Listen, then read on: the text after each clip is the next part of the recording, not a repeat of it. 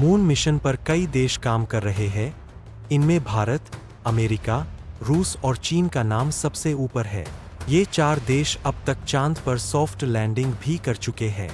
भारत इनमें चौथा है, जो पिछले साल ही ये सफलता पाने वाला देश बना था। मून पर रिसर्च करने के लिए एक स्पेस एजेंसी ने अपना खुद का चांद बना दिया। अंतरिक्ष विज्ञान के क्षेत्र में ये अब तक का उठाया गया सबसे बड़ा कदम है।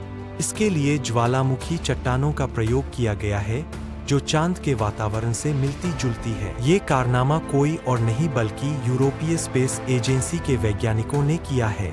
वह चंद्रमा पर रहने और काम करने के लिए चुनौतियों को समझने के लिए ऐसा कर रहे हैं। इसके लिए वे धरती पर ही चंद्रमा की सतह की एक रेप्लिका यानी प्रतिकृति बना रहे हैं।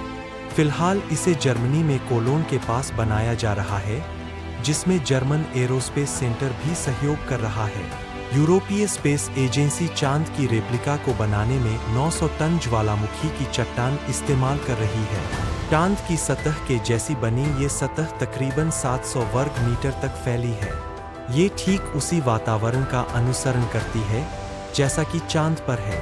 यूरोपीय स्पेस एजेंसी के वैज्ञानिकों के मुताबिक इसकी जरूरत इसलिए पड़ी क्योंकि मून पर रिसर्च कर रहे वैज्ञानिकों के लिए एक ऐसी लैब की आवश्यकता थी जिसमें वह चांद की परिस्थितियों को फील करके चंद्रमा की चट्टानी जमीन पर रिसर्च कर सके।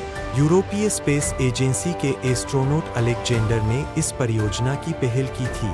इसमें उन्होंने बताया कि धरती पर चंद्रमा जैसा वातावरण तैयार करने से चांद पर रिसर्च में मदद मिलेगी। पैरामेट्रिक में प्रकाशित रिपोर्ट के मुताबिक यह लैब चंद्रमा की सतह की हूबहू नकल करती है।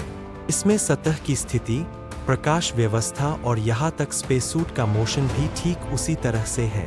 यहाँ रिसर्च से अंतरिक्ष यात्रियों को चांद की चुनौतियों को समझने में मदद मिलेगी और वह इस आधार पर अपने चंद्र मिशनों को तैयार कर सकेंगे। इस लैब में ईएसए के साथ नासा के अंतरिक्ष यात्री भी प्रशिक्षण ले रहे हैं। यहाँ चंद्रमा की परिस्थितियों में काम करने का प्रशिक्षण दिया जाता है।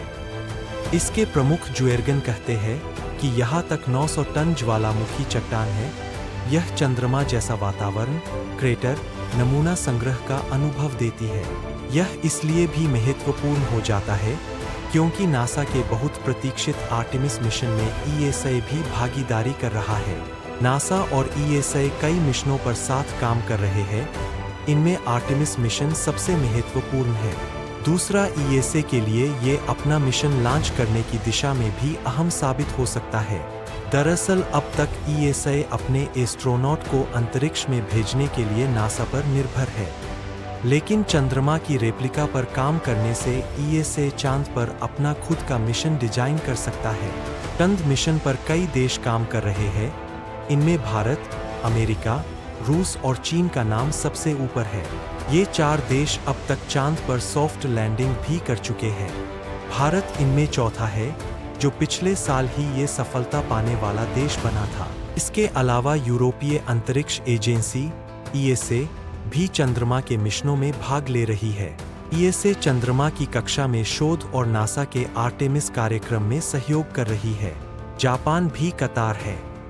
आपको ये जानकारी कैसी लगी? कमेंट जरूर करें और साथ ही साथ लाइक सब्सक्राइब भी कर लें। मिलते हैं अगले वीडियो में। जय हिंद।